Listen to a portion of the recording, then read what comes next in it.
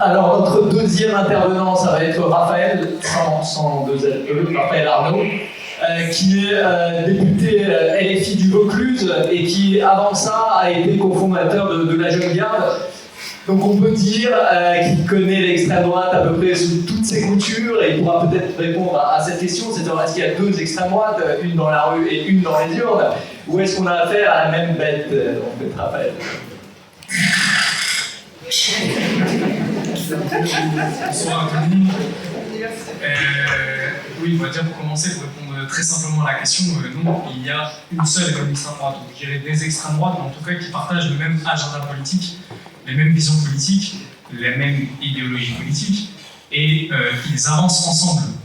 On a parlé des sorties qu'il y a eu récemment à Nancy, où il y avait une quarantaine, une cinquantaine de fascistes à déambuler dans la rue. Ça, c'est des choses qu'on connaît maintenant depuis des années à Lyon, et malheureusement qui se développent sur l'ensemble du territoire. La partie ouest du territoire qui jusqu'ici était plutôt émancipée du vote LN et aussi des milices d'extrême droite, aujourd'hui on a les deux. On se retrouve dans des situations où on a à la fois un vote LN qui augmente et à la fois des milices d'extrême droite qui n'existaient quasiment pas. Vous avez dû toutes et tous, j'imagine, suivre les attaques qu'il y a pu avoir à Saint-Brévin, on ne citait que celle-ci. Ils ont attaqué à plusieurs semaines d'affilée la commune de Saint-Brévin en faisant des véritables chasses aux migrants, et par ailleurs ils ont incendié la maison du maire. Donc, le maire, c'était pas un afro-gauchiste du NPA ou de l'AFI ou un libertaire, c'était un maire centre-droit qui simplement voulait accueillir quelques migrants et qui s'est fait brûler sa baraque avec sa famille à l'intérieur. C'est un niveau de violence évidemment qui pète l'histoire, en même temps que le LN avance. Et nous, on a un exemple qui démontre de cette même agenda politique et qui fait qu'il y a encore du lien entre une organisation politique électoraliste comme le Rassemblement National et les milices extrême droite les plus dures et les plus violentes. C'est lors du match France-Maroc. Il y a eu, sur l'ensemble du territoire, je ne me souviens plus, c'est à Nancy, il y a eu des attaques aussi. En tout cas, dans au moins une dizaine de villes, voire même une vingtaine de villes, il y a eu des attaques coordonnées de la part de l'extrême droite. Donc c'était un peu la course à qui fera le plus la chasse aux Marocains et les Marocaines qui venaient faire la fête dans les centres-villes. Et 2 semaines auparavant, on a Jordan Bardella, pas que lui, mais aussi Jordan Bardella, qui sur tous les plateaux télé, notamment CNews évidemment, rentre de l'ensemble du Rassemblement National, qui venait nous expliquer que ça allait être la guerre civile entre les Français et les Marocains à l'issue de ce match de football. En réalité, ils ne sont pas bêtes ces gens-là. Ils savaient pertinemment que le climat politique en France est tel que non, il n'allait pas y avoir de guerre civile entre les Français et les Marocains à la sortie de ce match. Mais, dans leur cadre respectif, ils savaient déjà que se préparaient des attaques de la part des milices d'extrême droite. Donc, il fallait préparer le terrain politique. Et il fallait expliquer les violences qui allaient arriver. Et notamment, la stratégie des milices d'extrême droite, c'était de foncer dans le tas, d'attaquer les Marocains, et c'est possible de créer des affrontements entre supporters français et marocains, ce qui ne s'est absolument pas produit dans la très grande majorité des villes, et c'est comme ça que ça a été retranscrit, parce que c'était tellement flagrant. Ils ont attaqué en réalité des supporters français et marocains qui faisaient la fête ensemble. Mais en tout cas, le récit était déjà préparé de la part du Rassemblement National pour finalement justifier ces violences. Bah oui, quand pendant 2 semaines on vous dit que des Marocains assoiffés de sang viennent attaquer des supporters français qui veulent seulement faire la fête, lorsque vous avez des images qui apparaissent de violence, généralement on n'y comprend pas grand-chose et ça fait peur, et du coup c'est à ce moment-là qu'un récit peut s'établir. Bon, il y a eu la même chose un peu à Amsterdam ces derniers jours. On a subi d'ailleurs un peu les foudres médiatiques et politiques. Mais je ne sais pas comment ça marche, là, c'est question à question, je déroule. Ok, parfait. Je voulais commencer par une chose, parce que je suis un peu frustré. Bon, il y a eu toute cette victoire à Avignon, forcément, qui a fait beaucoup de bruit. Le fait est, c'est qu'il y a eu ces élections législatives, donc ça a caché une autre actualité qui, pour nous, à la Jeune Garde, était très importante. C'est le fait qu'on a débuté à Lyon dans une situation très particulière où il existait 5 logos publics d'extrême droite. On avait les royalistes, les néofascistes, on avait les pétainistes, on avait les néo-nazis, Ocul, etc. On avait toute la panoplie diverse et variée de l'extrême droite radicale qui peut exister en France, représentée par 5 logos publics, vous les grossissez, on les dénombrait à peu près à 300-400, et on a commencé la lutte dans cette situation-là. Et je vous assure que le rapport de force n'était pas vraiment évident à la base. On a commencé, on était 10-15, en face c'était 300-400, avec 5 locaux publics, et nous, des locaux qui se faisaient systématiquement attaquer, au moins toutes les semaines, voire même plusieurs fois dans le même week-end. On avait des attaques racistes, des attaques LGBTI-phobes, des attaques sur n'importe quelle manifestation progressiste qui émanait de notre camp, peu importe la thématique, était visée par l'extrême droite. Alors vous ne pouvez pas mettre un rassemblement, mettre une manifestation sans savoir qu'il y allait avoir une réponse de la part de l'extrême droite ou des attaques, etc. Et du coup, c'est avec une grande fierté que je vous annonce qu'aujourd'hui, il n'y a plus de locaux publics d'extrême droite à Lyon.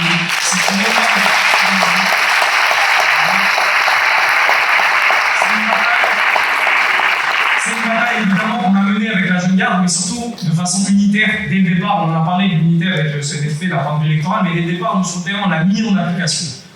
Dès la création de la Jeune Garde en 2018, peut-être Jem développera un peu plus sur la question de la Jeune Garde tout à l'heure, mais dès le départ, on a posé cette question de l'unité et on est allé voir tout ce qui peut représenter un peu notre camp social au sens large, c'est-à-dire les partis politiques, les syndicats, les associations, et dès le départ, on a mis sur la table qu'il fallait y aller ensemble face à l'extrême droite. Et la chose qu'on a amenée aussi, qui n'était pas nouvelle finalement au sein de notre camp, mais qui était un peu bâclée, qui était un peu mise de côté, qui était un peu, des fois, méprisée aussi de la part de certains de nos camarades, et il faut le dire, c'était une bataille interne à notre camp social, la question de l'autodéfense, camarades. C'était pas du tout une mince affaire. Il y avait des gens qui nous disaient « Ah non, mais surtout, n'allez pas les contrer, hein. Ça risquerait encore plus de les agiter et d'être encore plus violents et patati patata. » Mais en fait, toutes les semaines déjà, tu te fais attaquer. Alors on attend quoi là? On sortait une manifestation, tu prenais des débats, fais merci, au revoir, on rentre à la maison. Ah non, là aujourd'hui, d'une part, on a fermé les locaux fascistes grâce à des luttes politiques, des manifestations massives, etc. Et d'autre part, on arrive aujourd'hui à faire des mobilisations sociales où l'extrême droite ne pointe pas le bout de son nez à au moins plusieurs kilomètres. Ça, c'est une victoire politique aussi, que chaque intervention antifasciste dans la ville est aujourd'hui protégée. Il n'y a plus d'attaque de l'extrême droite. Un autre élément un peu symptomatique du lot pour vous dire le niveau d'implantation de ces milices d'extrême droite, c'est que la marche des fiertés, qui est très grosse à Lyon, la manifestation LGBTI, ça réunit environ 15 à 20 000 personnes, était interdite de passer dans le lieu, là où se situaient les locaux d'extrême droite, principalement. Interdite, parce que la préfecture disait « Ah non, ça va agiter les militants d'extrême droite ». Mais on est où là? On nous parle sans cesse de quartiers, de zones de non-droit, etc. sous la République. Bah là, pour le coup, c'était une zone de non-droit. C'est-à-dire qu'une manifestation LGBTI ne pouvait pas passer dans un quartier parce que ça risquait d'agiter les milices de l'extrême droite. Et effectivement, ça risquait bien, parce qu'à plusieurs reprises, ils ont attaqué cette marche des fiertés.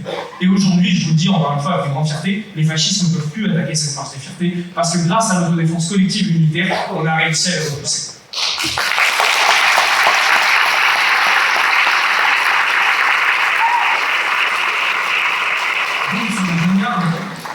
Il y a cette question de l'unité, il y a cette question de l'autodéfense, et aussi on a eu une véritable volonté de poser la critique un peu sur les mouvements antifascistes, parce que on pouvait se plaindre de la situation médiatique, politique. Le fait est, c'est que peu de gens se mobilisaient à Lyon. On avait des rassemblements de 100 à 200 personnes, alors qu'on a réussi ensuite à faire des manifestations à plus de 5000 personnes, notamment dans le lieu, sur cette thématique antifasciste. On pouvait se plaindre du traitement médiatique, de comment certaines fois aussi se comportaient certains camarades de son autre camp vis-à-vis des mouvements antifascistes, etc.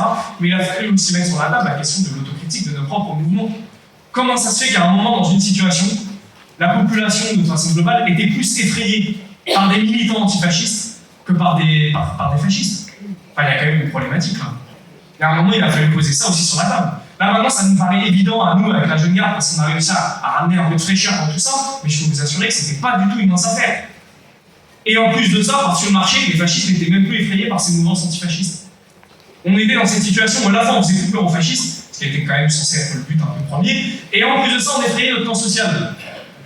Là, il y avait une problématique à aller éplucher, à aller en trouver, si possible, certains éléments et les corriger. Ça a été quelque chose, une bataille, encore une fois, interne à nos mouvements, interne à nos milieux, de réfléchir à comment rassurer notre camp social de l'utilité d'une lutte antifasciste et à la fois de réeffrayer à nouveau les fascistes, parce que, bien sûr, ils nous voient comme des fous furieux. Il n'y avait qu'à voir les réactions politiques qu'il y a eu lorsque je me suis présenté aux élections, et ils nous voient comme des fous furieux. Et tant mieux qu'ils nous voient comme ça. Les fascistes ne sont pas censés être rassurés par notre camp social. Et ça, dans notre histoire, ça va être un peu une fierté aussi qui doit réapparaître, parce qu'on a un peu nié cette histoire-là. On a l'impression que les fascistes, dans les années 30, au siècle dernier, ils sont arrivés comme ça, comme Pélope, ils ont pris le pouvoir et c'est parti, quoi. Ça s'est absolument pas passé comme ça, camarades. Que ce soit en Italie, en Allemagne ou en France, il y avait des centaines de milliers de jeunes qui se sont engagés dans les luttes antifascistes et qui les ont fait reculer partout. Malheureusement, il y a eu des prises de pouvoir, effectivement, mais notamment il y a eu des luttes à Parme en Italie, il y a eu des luttes à Hambourg en Allemagne, il y a eu des luttes en France, notamment à la Jeune Garde, qui s'en prennent nulle part, dans les années 20, qui déjà sur le terrain même sont avait une véritable lutte d'autodéfense. Et ça, c'était une immense fierté à remettre au bout du jour de notre plan social. Et c'est quelque chose qu'on doit systématiquement réaffirmer et se ressaisir de cette histoire-là. Bon, tout ça pour vous dire qu'on s'est adapté à une situation. On a cherché à, si possible, trouver les meilleurs éléments pour y répondre. Et on ne s'est pas contenté de faire ce qui avait été fait ces 10, 20, 30 dernières années. Il a fallu mettre sur la table, voir ce qui avait marché, pas marché. Je ne dis pas qu'on a trouvé la solution parfaite. En tout cas, on a fait ce travail-là d'autocritique interne de mouvement, si possible, pour retrouver les meilleures solutions. Et donc, systématiquement, ça a réadapté. Par exemple, la question du porte-parole qui s'est posée en 2021, c'était pas, encore une fois, une mince affaire au sein de nos milieux. C'était pas évident que des antifascistes puissent parler face caméra et aillent dans des médias aussi combattre sur ce terrain-là l'extrême droite. Parce que déjà, il y avait des feintes que l'extrême droite nous vise très régulièrement, c'est logique en tant qu'antifasciste. Évidemment qu'il y a ça qui rentre en jeu, mais il y avait aussi un peu des codes, vous savez, des codes de ces milieux-là qui disaient que ça nous bloquait à certains moments dans certaines luttes. Et c'était une première étape. Pourquoi est-ce qu'on a fait ça? Tout simplement parce que dans un premier temps, on a lutté contre les néo-nazis du bassin social, etc. Puis ensuite, on s'attaquait à Génération Identitaire. Génération Identitaire, qu'est-ce qu'ils faisaient? Eux, ils allaient dans les médias. Et ils avaient des liens avec le Rassemblement National, etc. Et pour autant, c'était les plus violents. C'était les plus violents dans la rue. C'était ceux qui avaient des couteaux. C'était ceux qui étaient capables de ramener 150, 200 militants d'extrême droite pour attaquer les manifestations à Lyon. On s'est dit, mais nous, on s'autorise le fait de se dire, on n'y va pas. Par pureté militante. Bah non, on s'est fait un peu de violence, on a dit aussi on y va. Les fascistes vont là-bas, ok on y va. Et c'est ce qui fait que je me suis retrouvé dans des élections législatives pour aller combattre le Rassemblement National et l'extrême droite. Là où elle est, c'est-à-dire dans les élections et au Parlement.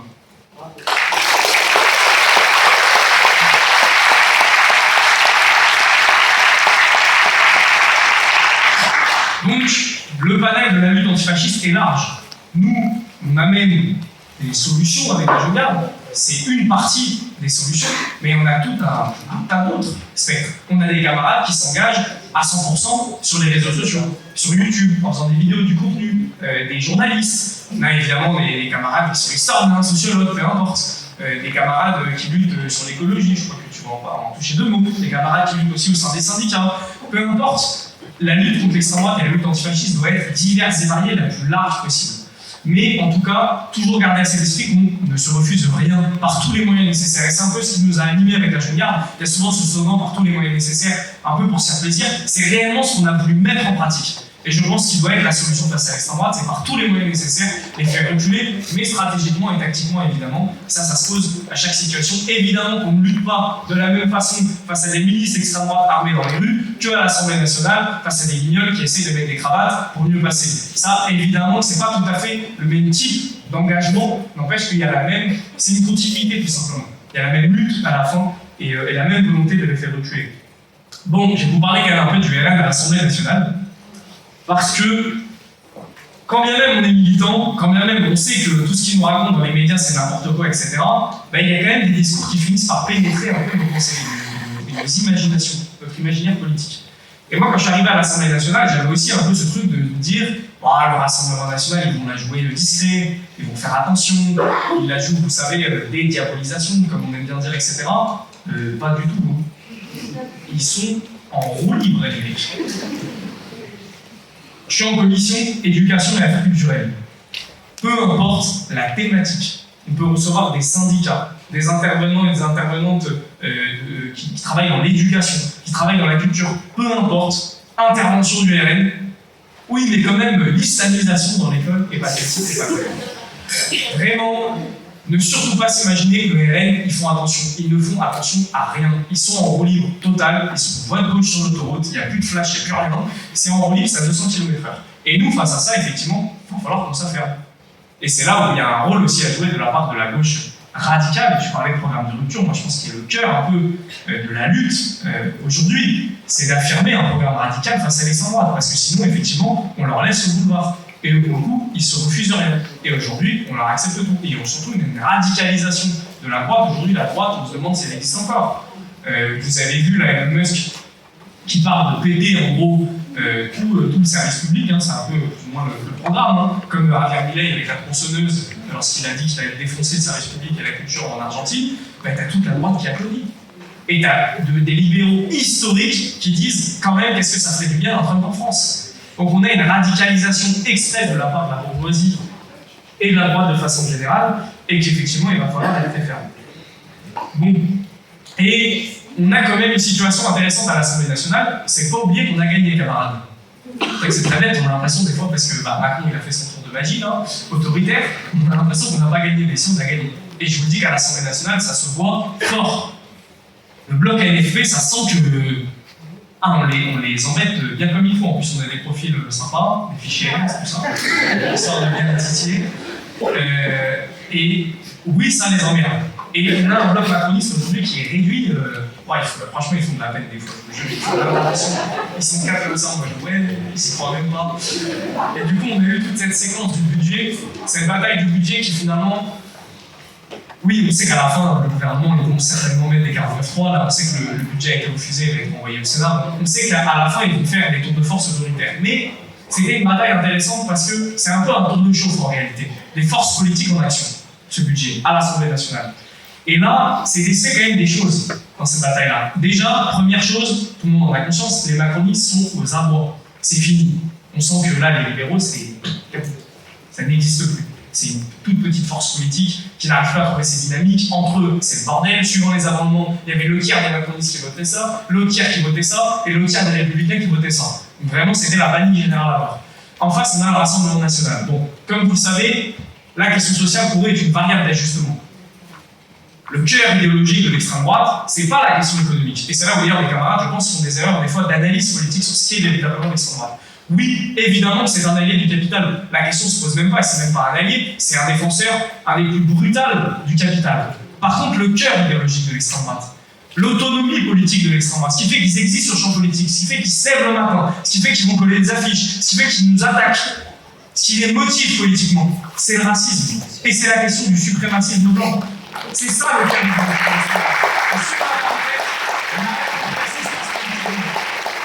Et donc, dans cette bataille du budget, c'est révélé l'extrême droite comme défenseur du capital.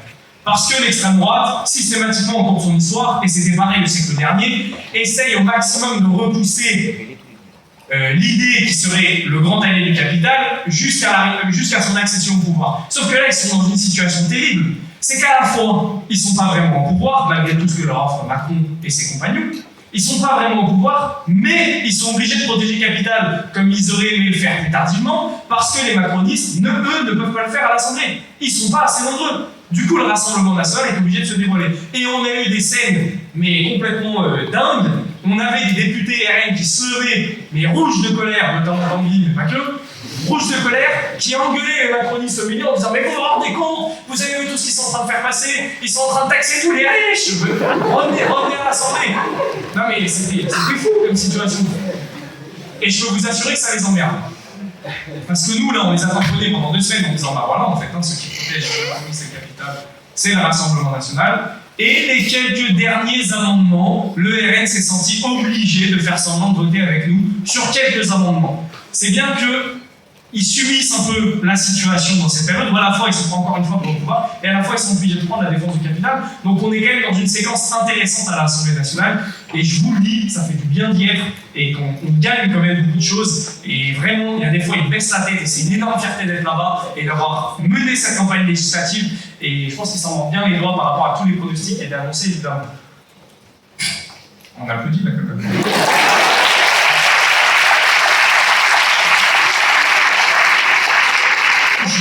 Je suis désolée, le travail n'est pas déjà. J'ai trop parlé. Ok. Voilà. Alors, tu finis. J'essaie de faire au plus vite. Juste la question comment les faire reculer, parce que bon, c'est un peu la question centrale. Il n'y a pas de solution miracle, sinon on ne serait pas là ce soir à se parler, on serait déjà en activité pour savoir exactement quel est le plan de bataille. Les solutions sont multiples. Par contre, camarades, j'aimerais une chose, ne surtout pas se dire que la bataille elle est perdue. Vraiment, c'est très important. La résignation, finalement, est notre pire ennemi dans la période. C'est l'idée de se dire que ça y est, ils ont déjà gagné. C'est faux. C'est fondamentalement faux. Déjà, il suffit d'observer les dernières élections législatives, tous les pronostics annoncés, etc., tout ce qu'on a réussi à retourner.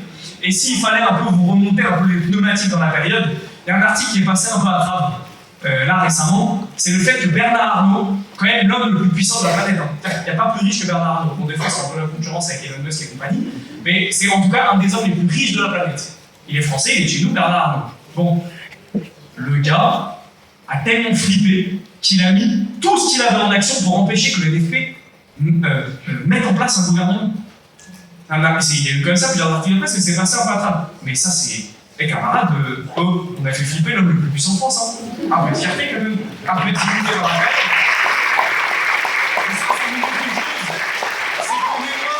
On est loin d'être enterrés, camarades. Gardez-le bien en tête. Et pareil, sur la question de la bataille culturelle, c'est ce qu'ils disent souvent. Ils nous disent sans cesse, en gros, on a gagné. C'est faux. J'avais cité ça cet été. Mila, vous connaissez Mila, la chanteuse qui se révélait chanteuse récemment, surtout islamophobe de première instance, surtout. En tout cas, elle s'est déclarée chanteuse. Et bon, elle était aux universités d'été de Reconquête, le parti d'Éric Zemmour. Elle a chanté devant 300 vieux bourgeois. Et ça oublie, hein. C'est ce que représentent aujourd'hui les fascistes. Et nous, pendant ce temps, on était des dizaines et des dizaines de milliers de jeunes à la fête de l'humanité, en train de s'ambiancer sur du Aya Nakamura, SCH, elle a criminé. La bataille culturelle est loin d'être perdue. Et la solution est dans la jeunesse, camarades. J'aimerais rappeler que s'il y a eu ce NFP, cette unité qui s'est créée à la base, qui a forcé les directions politiques à se mettre autour d'une table et à décider d'un programme commun et à décider de se mettre tous ensemble face à l'extrême droite, c'est grâce à la jeunesse qui est restée campée devant les directions politiques et qui leur a dit nous on ne bougera pas. Et nous on est conscients des enjeux.